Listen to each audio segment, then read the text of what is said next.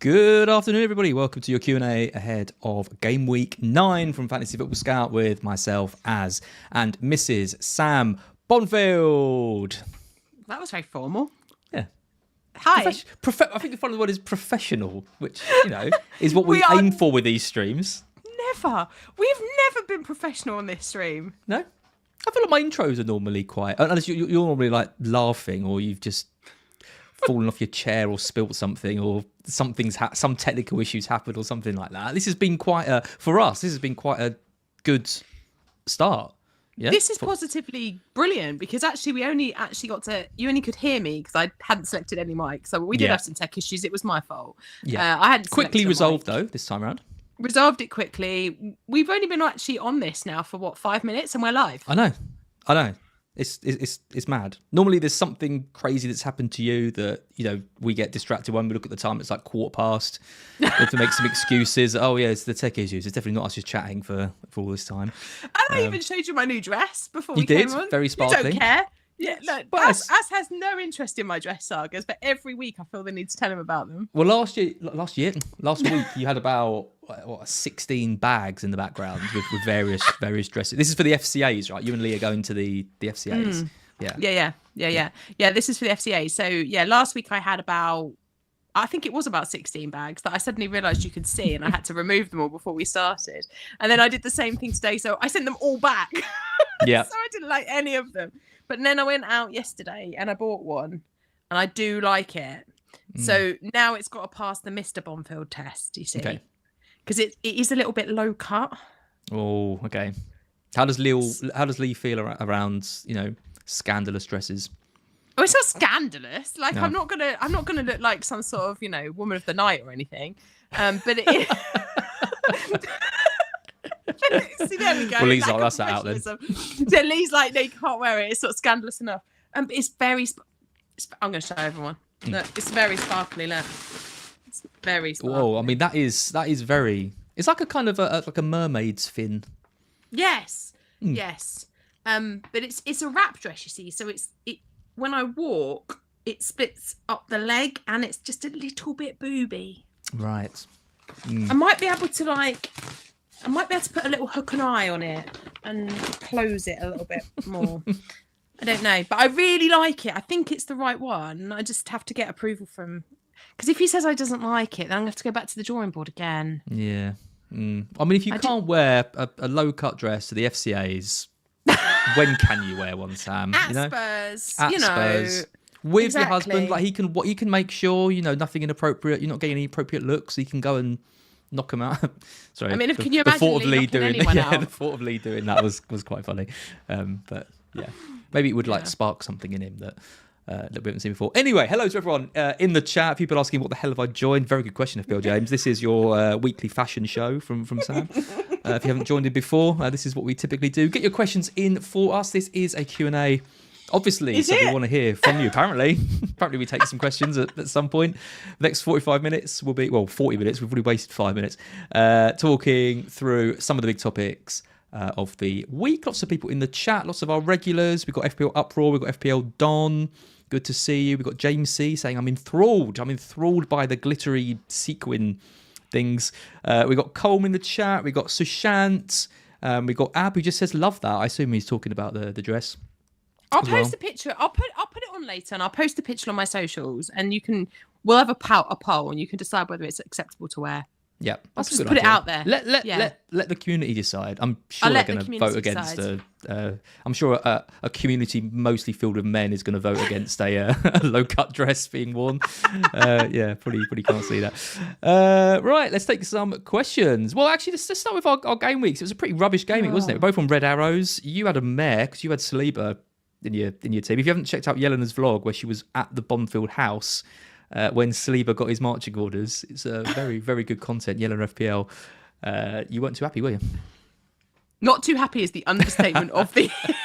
I was furious. Absolutely furious. And actually, had she still been with me the next day when Jota went down under the same tackle... Oh, yeah, Jota as well. I was even more raging because, one, the Chelsea player doesn't get sent off, and two, he injures Jota. I honestly was like, what is this game week? Yeah.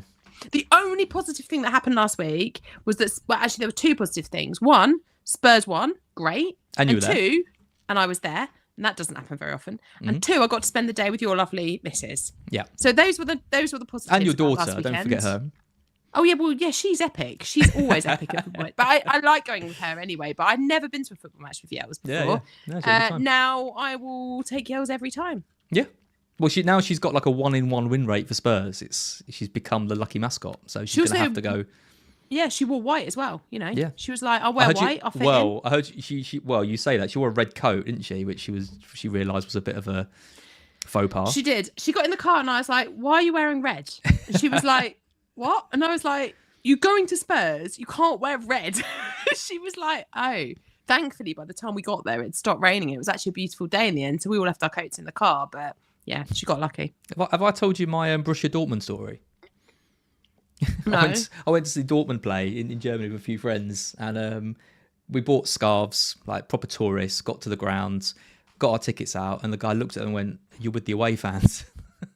Oh no. So we had to hide our scarves like under our jackets, and they were bottom of the league. They were like the most hardcore group of like German ultras going to see this like bottom of the league team. And at one point, it was in the cage, it was all standing.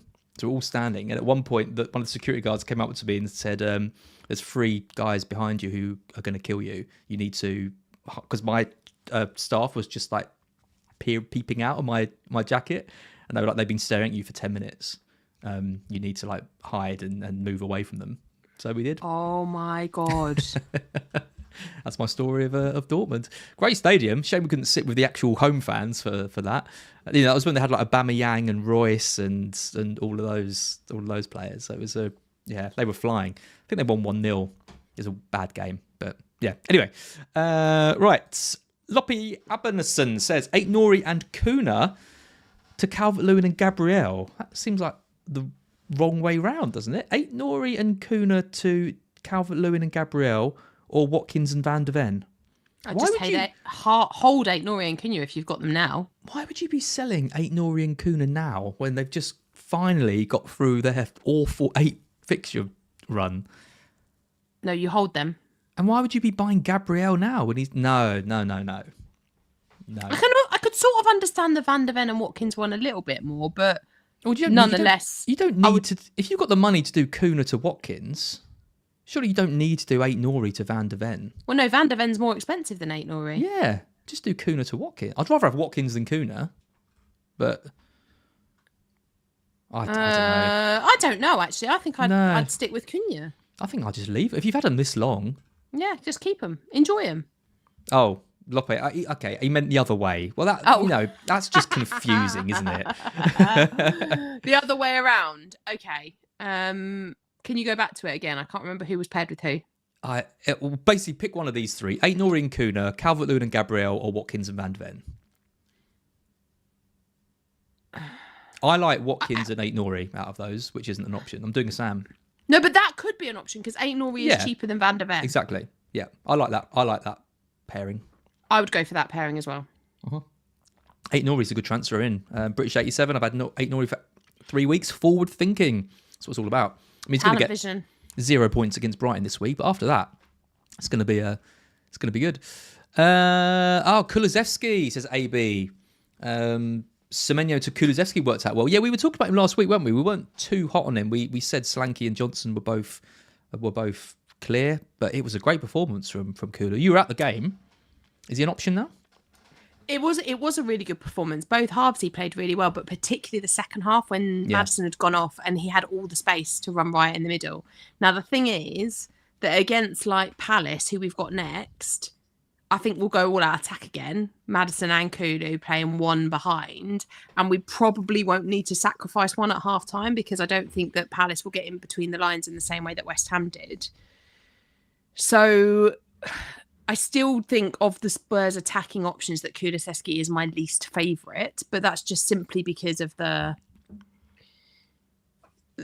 other players that you have available and their position on the pitch, and the fact that, you know, Kulusevski he's great, but I just think that you get much more attacking threat from Maddison with the set pieces. You get more attacking threat with Johnson because of the way that he cuts in, and obviously Son, if available, on the other side as well. Stat from Mark, he sent me this morning. Did you know Brennan Johnson has as many touches inside the penalty area as Erling Haaland this season? Wow. I mean, Erling Haaland hasn't touched the ball in the last 3 games, so that might skew it a little bit. But yeah, but I mean that is true. But that's impressive. It isn't it? Very attacking. I think he's still clear of Kulu for me. He's if I could do Solanke to Johnson, I would, but I'm not gonna do it for a hit, am I, or 2 free transfers? No. Right, Sushant Garg. Here we go. Big question of the week. Now that Haaland has a brace yesterday, are we back on triple captain Haaland? Any consideration from you, Sam, to triple captain the big man? Yeah. Yeah. Yeah. Yeah. So up before last weekend, I was for it. I was doing it. It was on. Then last weekend happened, and I was totally off it. Then the middle of the week happened, and I'm back towards liking it again. But here's my issue. What's your issue? He played Foden in midweek. Do we believe that he will play Foden in the Premier League at the weekend? Yeah. I mean, I said that last week. But... I thought the same last week. I was pretty sure last week that he was going to start Foden, and then he didn't.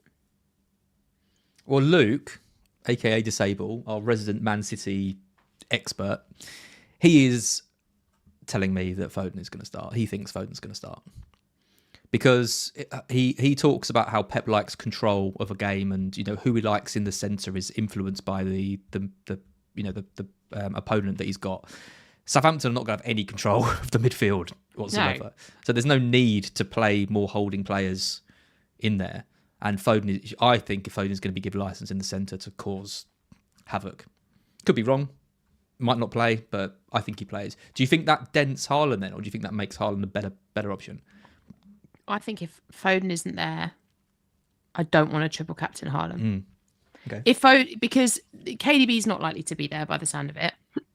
Oh, now I've got the hiccups. KDB's not likely to be there by the sound of it. If Foden's not there either, my worry is that in the opening... So I did a load of stats on the FPL pod this week about the opening 5 game weeks of the season for Haaland versus the last 3. And the difference is marked. But mostly that's because he doesn't have any attacking players or the sort of attacking players around him that create things for him. So the attacking players that he's been playing alongside recently, they're not saying that they're not good players, the likes of Savio and Doku, but they're not as creative for Haaland in the way that the likes of KDB and Foden can be. So that's my issue, is that if Foden is playing, then I am far more keen on the triple captaincy on Haaland. If Foden isn't going to start again, then I don't like it. Yeah. And I'm not going to know. No, definite. You won't know for definite. I mean, I think it's unlikely that Foden plays on the wing. I know Grealish and Doku are both doubts, but they can play Nunes on the left. He played there in the Champions League. They've obviously got Savio who plays on the right. I don't think he starts on the wing, so it's whether you think he's going to start centrally. If Luke tells me that Foden's going to start, I trust Luke enough. He's pretty good with these tactics from Pep. Are you tempted? I am probably going to do it. Probably, and I know that's giving me a bit of a get out. I've been doing these match of the day notes each week because last year I didn't watch enough. I watched like live games, but I didn't really watch enough highlights. So I think I got quite a biased view of like the games that were on TV and missed out on quite a few matches. I'm trying to give myself a bit broader of a view. It's obvious Southampton are second bottom of the league. They conceded loads of goals. That's one thing. Every time I watch them play, I just think you are going to get... The way you play football, you're going to get battered. Every time. Every week, it's the same. They're chucking away 2-goal leads. Like Leicester in that second half absolutely ran them off the pitch. And it's just... I just don't see how the manager can survive. He's still in place with City, away at City. I just think they're going to get... If they could lose that 6 or 7... I can't see any way that they keep the score down and don't lose at least 3-0 in that game. I just can't see any way.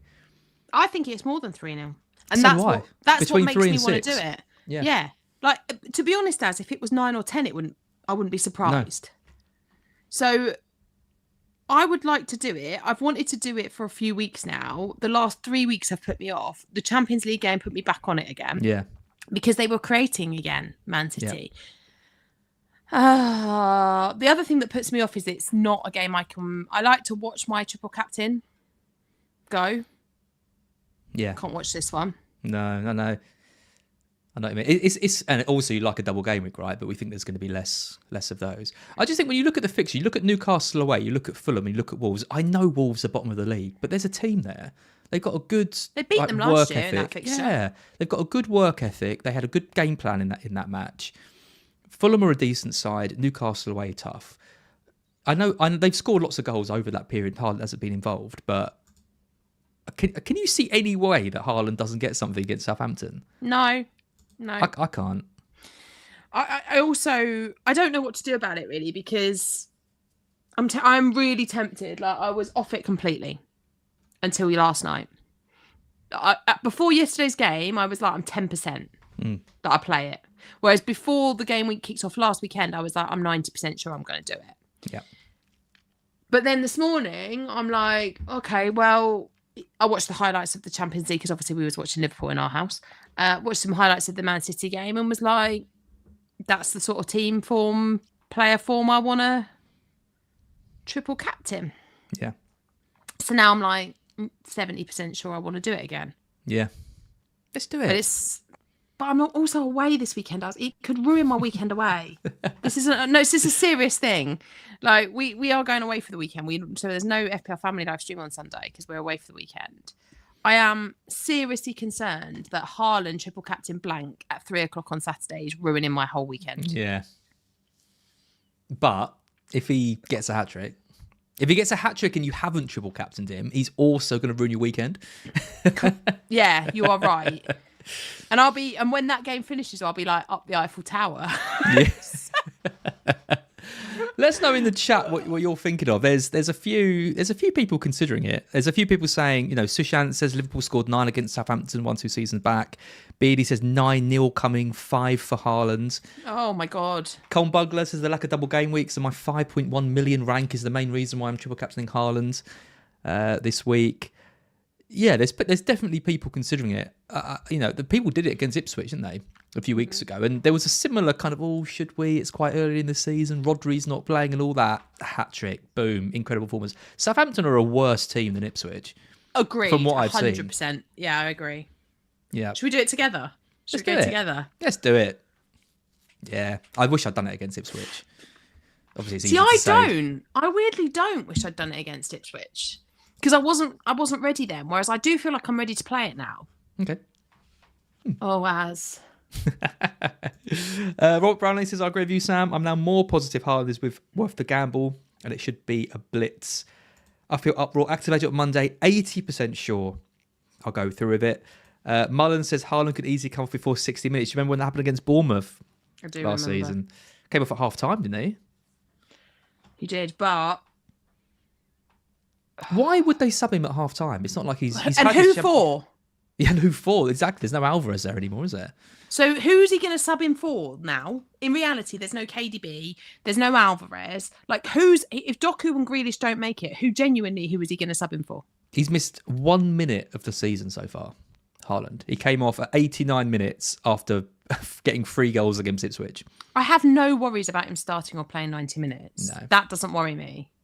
Yeah. I am worried about a 2-pointer, but I just don't see how, they score less than 5 goals. And if they score 5 goals, surely Haaland's part of that.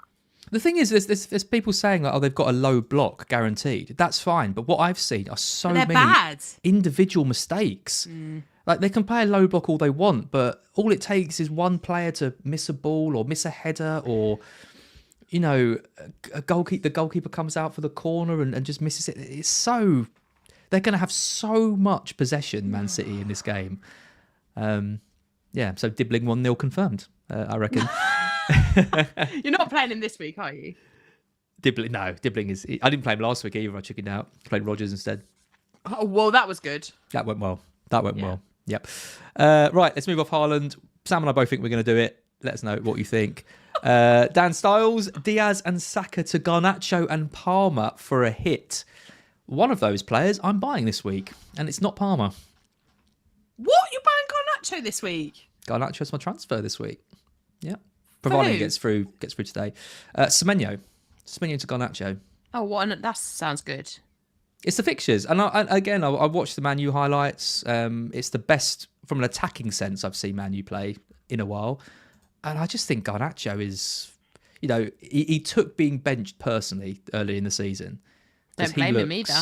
He looks razor sharp at the moment. 8% ownership. He's got West Ham, Chelsea, Leicester, Ipswich, Everton. That run, he's got West Ham, Leicester, Ipswich, and Everton in the next 5 games. That's an unbelievable 4 out of 5 fixtures. So yeah, I'm going for that. Saka and Diaz. I like that move for a hit. I like it. Yeah, I like it too. I think I'm going Foden this week. Saka to Foden. Well, I've got Saka and Jota that are both problems, but I think I might do Saka to Foden this week. Yeah. Palmer. Should have done last week. Would you? Palmer, yeah, I would. Yeah, I would be interested. I can't see how he doesn't get something against Newcastle. No, nor can I. I wish I could have him, but I can't. I've got no. Well, I say I've got no easy route. I have because I've also got to deal with Saliba, idiot. And Jota potentially, right? Well, yeah. So I might end up with a -4 this week. But although I don't have to deal with Saliba necessarily, because I could play Robinson this week. I don't mind the Robinson. Yeah, I don't mind that. So I could play Robinson. That's not the end of the world. And then just deal with Jota and Saka. Or I just deal with one of Jota and Saka and deal with Saliba. Yeah. Because I'm going to wildcard in 3 weeks. So if I go without Arsenal for 3 weeks, it's not the end of the world at this point when they've got Liverpool, Newcastle, Chelsea. Yeah. But I do like that transfer. Yeah, I think we both say to do it. Surely Palmer hat-tricks as AB. That would not surprise me at all. I think Newcastle are there to be taken at the moment. I mean, they lost at home to us when we had so many players out and we never do well at St James's Park. So, yeah. Tony says, what do we reckon on Saka's availability against Liverpool? Well, we both thought he'd start the last game. We're both wrong about that. So we're probably not the best people to ask. I don't know, because he didn't train ahead of the European game. But then when we spent a lot of time on the official pod this week talking about it, and Jules was saying that he expects him to play in this one. Thinks he didn't play in the last 2 because they want him ready for this one. Yeah. Which actually makes sense.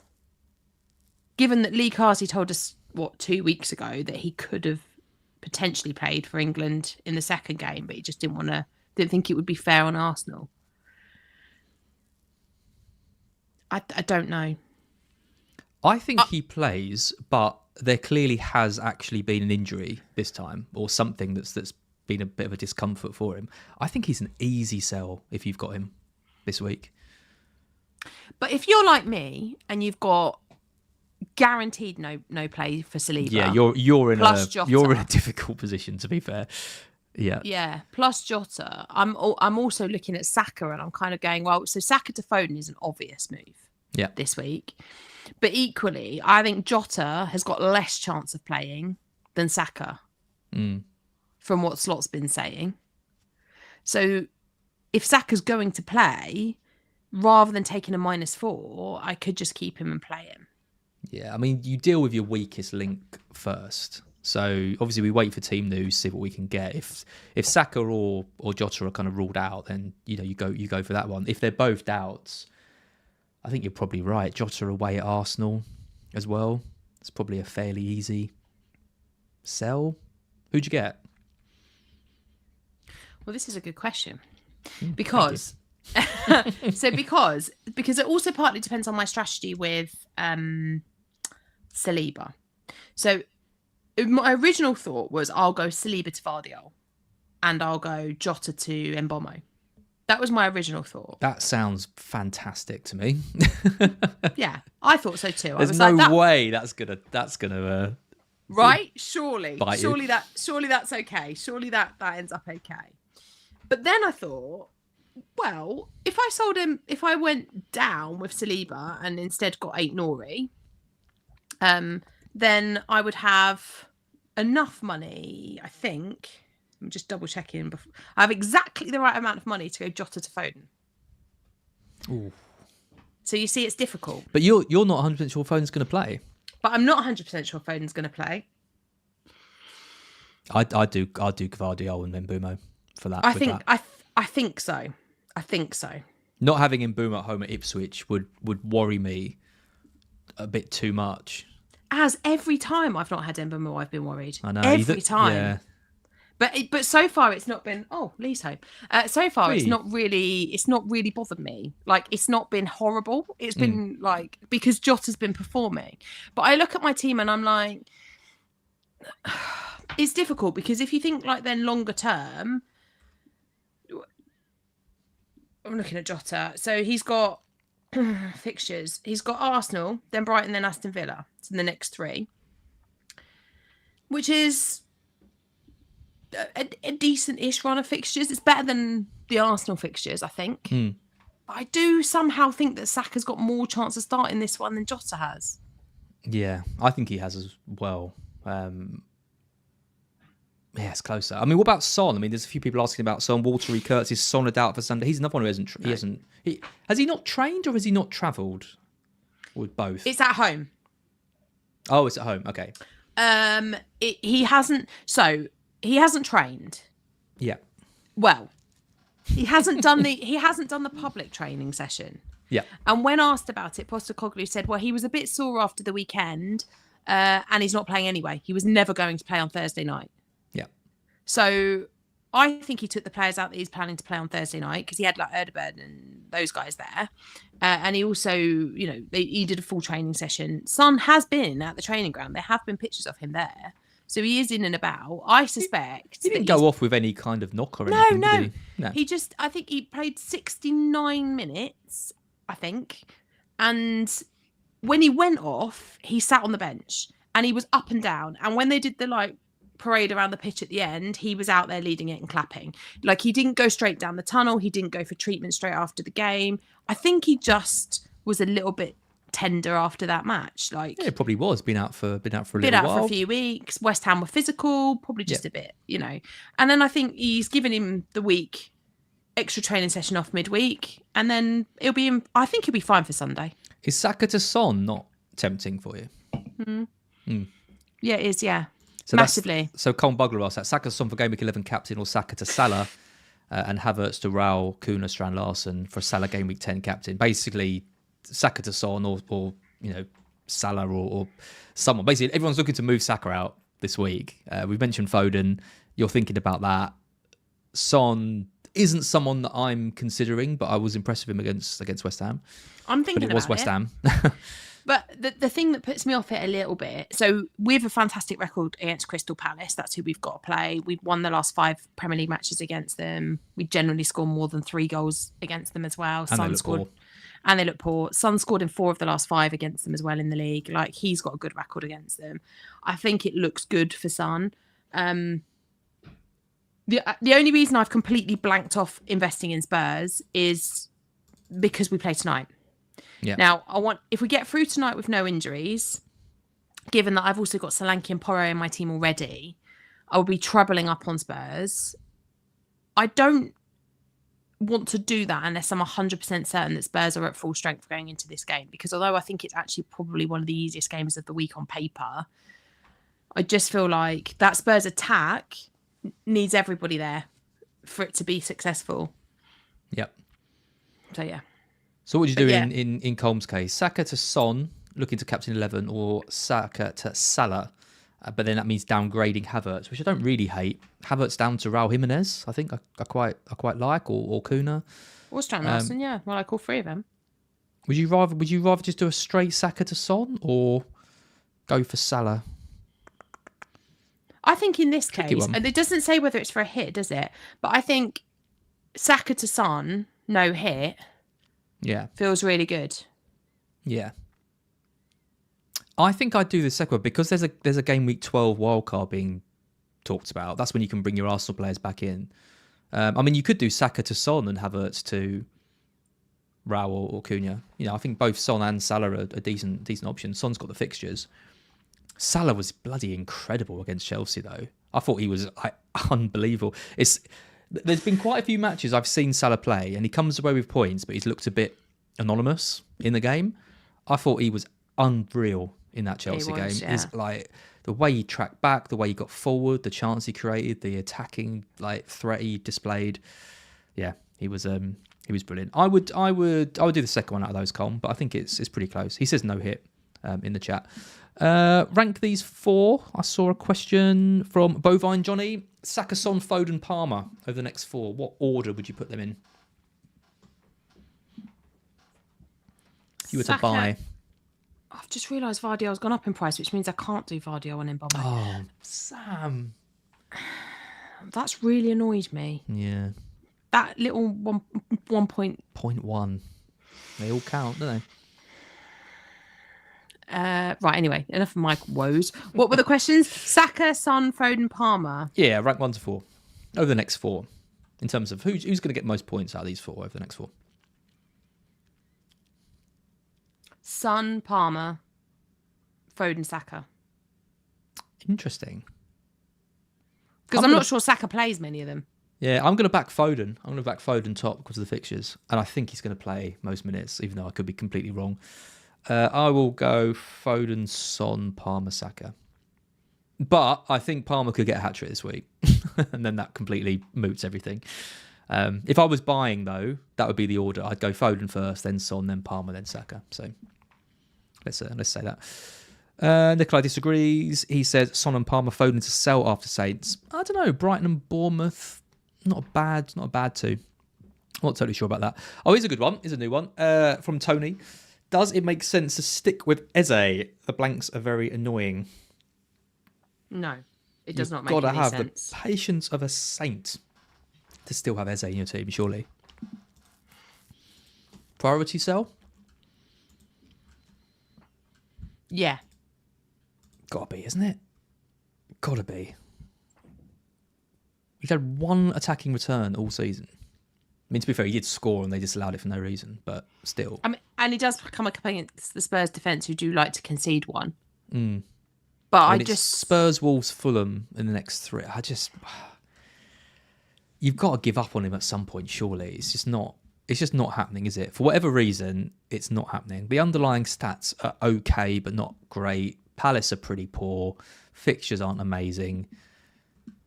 That's a sell for me. I mean, if you haven't got Johnson, Johnson gives you everything that Eze isn't giving you. He's giving you the underlying numbers. He's giving you the attacking returns, attacking team playing well. Got to get rid. Sam, stay with me. I know you're checking Vardyol. No, I'm not. No? I was looking at Eze's price point and thinking, that's why I was sorting it by price, the midfielders, and I was thinking, is there anyone in there? Because the part of the thing with selling Eze is that it's who can you easily get to, isn't it? Bless you. Yeah, thank you. It's who can you easily get to, because he's dropped now, so he's now 6.7. Yep. So I'm surprised he hasn't dropped more. I am still 14% owned as well. Quite high. That is mental, by the way. Isn't it? I know. I was just sorting it by price and thinking, well, if you had nothing in the bank, but you had Eze, where would you go? Well, Johnson's the same price, so that's obvious sideways easy move there. Then after that, it is a little bit difficult, isn't it? In that mid price bracket, unless you go much lower and go for somebody like excuse me, Garnacho, 6'2". Well, yeah, I'm getting there. He's on the next page of the list. So the next bracket of players that you could go to are Garnacho, Kulusevski in the 6.2s. Then you've got McNeil if you drop further to 5.8. Yep. I'd rather have McNeil than Eze. I would too. Yeah. I would too. Which is crazy. If I could soundbite that and play that to myself at the start of the season, I would say, "What are you talking about?" 100% right. Yeah, fixtures are great for McNeil. They are. So yeah, I think I was in my head. I was just thinking at 6.7, where would you go? But actually, that's 5 off the top of my head that I think are all better options than Eze right now. Yeah, so same. Yes, I would sell and I would go for one of those 5. Yeah, he's scoring this week then. Antonio's... To take away Porro's clean sheet as well. Yeah. A few Brighton questions, actually. As what happened to Minte injury? Yeah, I think he came back from international duty with a bit of an injury. We had Mitoma out as well. It was a patched up team that still managed to get the win I imagine Minte comes back into the side. I was going to have a question about Pedro earlier as well. And does he get back in the team? Honestly, Rutter has been Great. fantastic, absolutely fantastic. And Welbeck obviously has been probably our player of the season so far. So is Welbeck going to be all right? He like hit a nerve in his back. Ooh. Yeah, it sounds awful. And Hertzler said he's going to wait and see. I'd be very surprised if he played. Very surprised. Doesn't need to risk Welbeck either, does he? I think he puts Rutter up front and I don't know, pushes someone up to the 10, Belabor maybe, or maybe Gruder gets a start. Be excited to see him play. I think Minte probably comes in if he's fit. I haven't actually seen all the comments from Hertzler, but yeah, I think he's back. He's not a major injury for Minte, so I think he's back. Rutter as well. I think for a punt for 5-5 this week against Wolves, the fixtures aren't great, but if you wanted a punt for 1 week, I quite like him. Oh, Ferguson, of course. Yeah, Ferguson could play up top, couldn't he? And then Rutter stays behind. I forgot Ferguson existed. I forgot he started against Newcastle. He didn't have a great game. It's crazy. Like this time last season, we were all saying about how he's going to become the next Harry Kane and get £100 million move. And said he was going to become the next mostly Harry Kane. me. That was you. Mostly me. Yeah. he was being touted as the next big signing. Harry Kane worth 100 million. Brilliant. Yeah. That's it. Well, no pressure, Evan. There was some talk of Spurs, maybe signing him. For 100 million. Yeah, probably not with Levy in charge, but going to Chelsea. Is he injured? Yeah, he might be injured as well. Yeah, it'll either be Ferguson up top or we'll push Rutter up to striker. I think. I don't think Welbeck is going to start this one. Tony says, is Sepp van der Berg a long-term hold? Greavy's injured. I need a decent 4 million replacement. Yeah, I think so. He's Yeah, started every game, hasn't he? So, there's, and the thing is that when you're looking at that price point of player, you're just looking for somebody who's going to play. No one's keeping clean sheets, so just get them playing. That's it. Yeah. He's playing. Go for it.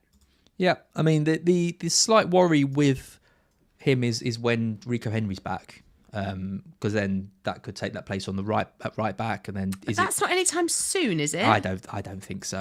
And he's been out for so long as well. He's not going to get rushed straight back in. So I think he's fine for now. Long-term hold. I mean, he's 4 million, and he's probably the best of the 4 million options, I'd say. So yeah, just hold him for now. There's no guarantee that even when Henry's back, maybe it's Van der Berg and Collins, for example, Van der Berg and Pinnock. We don't know what the centre-back partnership's going to be, so we'll wait to see. James C. asking the important question, crumpets with butter or a jammy bagel for a nice autumn snack? A jammy bagel? What the hell is that?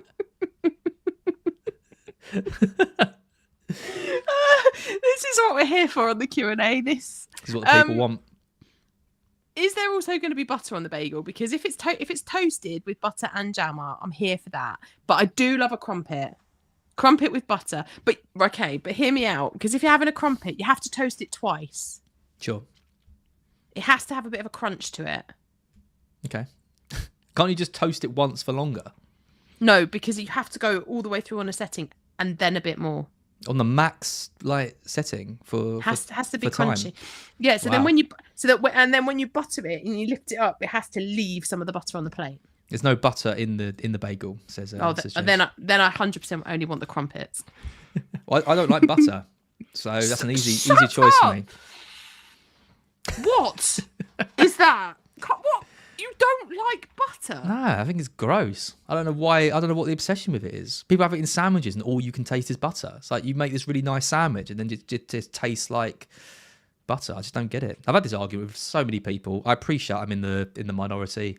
I can't eat butter. I think it's horrible. Don't mind it in stuff, like when it's in like a cake or something. Obviously not complaining there, but like in a sandwich. So if you can taste it, you don't like it. Yeah, exactly. Yeah. Wow. Yeah. Like my bacon sandwich is dry. Stop it. That is grim. It's nice. And this is even worse than the mayonnaise thing. The mayonnaise thing I thought was weird. This is weirder. Do you know what? There are people I have never had people agree with me on this. Callum Robertson, agree with Az. Butter ruins a good sandwich. Thank you. If you put too much in, it does. You have to just put a very, very thin layer. I just don't like it. I just think if you've got a good quality bread, right, that's not dry, then it doesn't matter because the bread itself is quite soft, and then you get it from that. I don't mind the no butter in a sandwich if it's like if it was a bacon sandwich and you put like mustard and tomato ketchup in it, then fair enough. But it has to have some sort of lubricant. Well, surely. I have a bit of a love-hate relationship with ketchup. Like ketchup's a bit of a funny one because I don't like, some people get chips and then they get the tomato ketchup bottle and just pour it all over the chips. Oh no, you've got to dunk it. That's the biggest ick in the world for me. I hate that. And then they offer you one and you just go, no. Sometimes I like it in a bacon sandwich. Other times it's a bit much. Anyway, loads of people agree with me. Owen Watkin fully agree. Butter ruins it. Same with gravy. No. Gravy doesn't ruin. No. Owen, we were kind of on par, and I knew this would happen as well. British 87 mayo, absolutely not. Mayo is the worst of all the condiments. And what does Max say to you? Max? He loves mayo, doesn't he? Loves mayonnaise. Yeah. My Max will not eat. I don't know. I'll call him my Max. You haven't got a Max, so it's just Max. I don't even know a Max. So you only know mine. Yeah. He will have mayonnaise with anything and everything. So like the other day, I made spaghetti bolognese and I like plated it up, and then he went to the fridge and I was like, "What are you doing?" It was like, "I'm getting a mayonnaise." It was like, "You don't need mayonnaise with spaghetti bolognese." It was like, "I need it for my garlic bread," and I was like, "Okay, at least." I thought he was just going to pour it like on the. No. He had it to dunk the crust of his garlic bread in, and I was just like, I don't understand. I mean, I love mayonnaise, and I want it with chips at all times and everything, like in a burger, like. But if you go to Five Guys, what do you get in your burger? What sauce? What would I get in the burger? Probably ketchup. Maybe barbecue if I'm feeling a bit adventurous. See, whereas I'll have mayonnaise, ketchup, and mustard in mine. Jesus Christ. All three. Oh my God. Very saucy. It's funny because like, we're getting comments now which is like get back to talking about FPL, but the chat has never been as active as this conversation. So, we're just giving people what they want, really. How did we even get here? I don't even know. This is all whose fault was this? This is all James C's fault with the bloody jammy bagel question. I really want some crumpets now, mind you. Do you? Yeah. Love a crumpet. I'm gonna have dinner soon because I've got Black Box. Black Box. A bit later tonight. Yeah. I'll be watching that.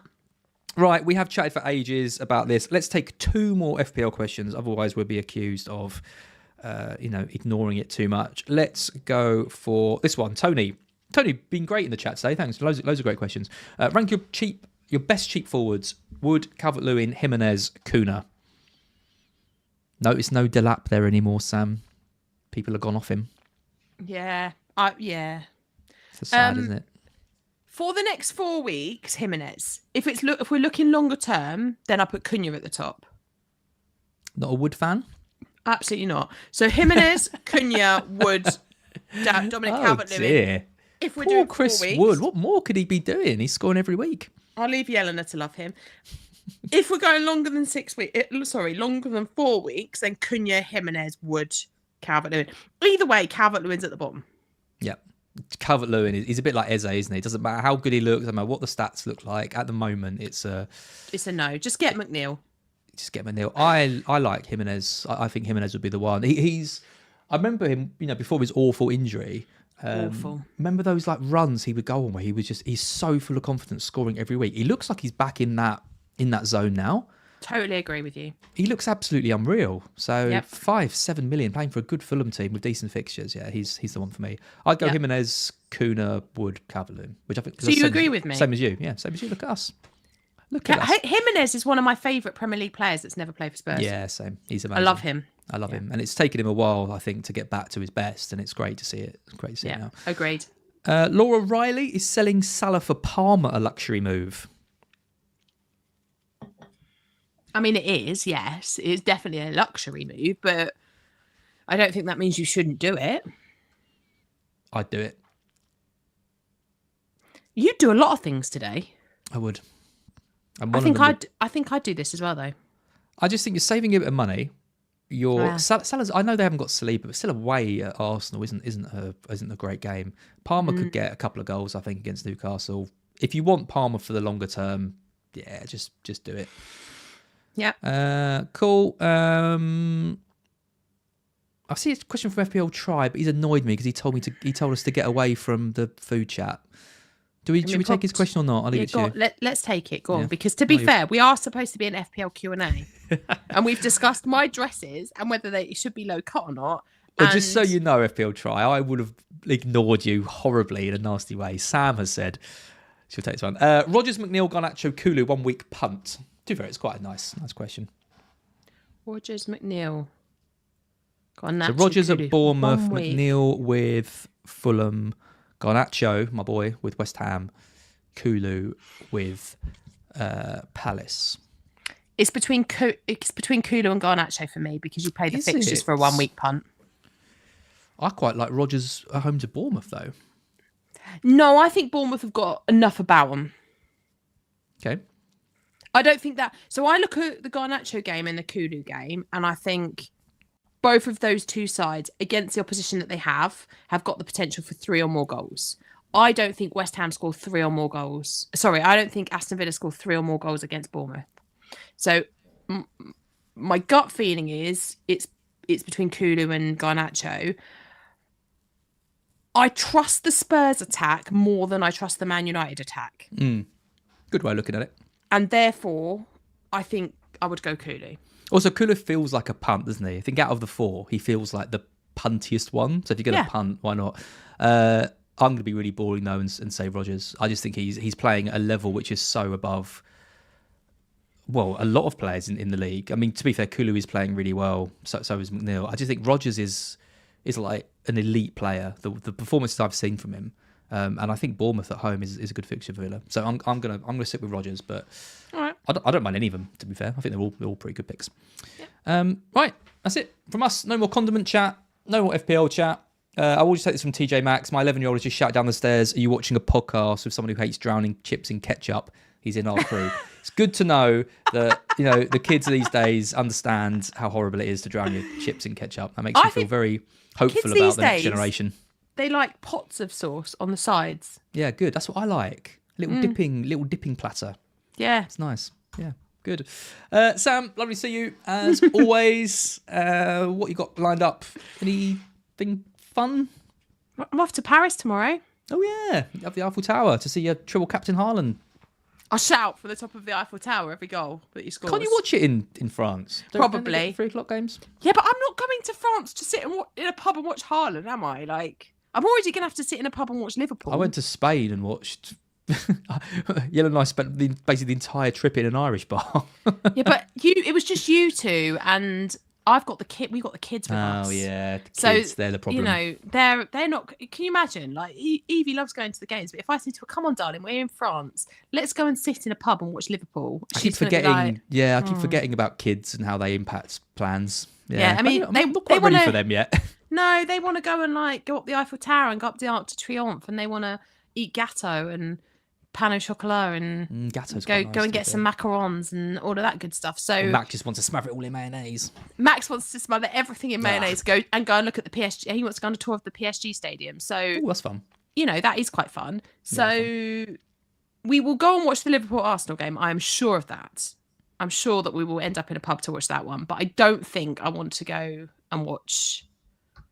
I don't think I want to go and spend some of my Saturday in Paris watching Southampton get smashed by Man City. I think that's fair. We'll have a lovely time. Let's hope that Haaland does score a couple of goals. If he blanks again, I think there's going to be a lot of miserable people around, but I'm sure he won't. You and I will be back next week, not on Thursday, because I'm not around. When are we going? Well, we can do Wednesday or Friday. So it's half term, so I can be at your disposal. I guess there's no school runs and stuff to figure out. So depends on when the other videos are going. I'll chat to Tom. One of the two. I'd prefer Friday if we can do it on Friday, but if it's Wednesday, then it's Wednesday. So yeah, I'll see you then. Thanks, Sam. Bye, guys. Thanks, Sam. Bye, bye.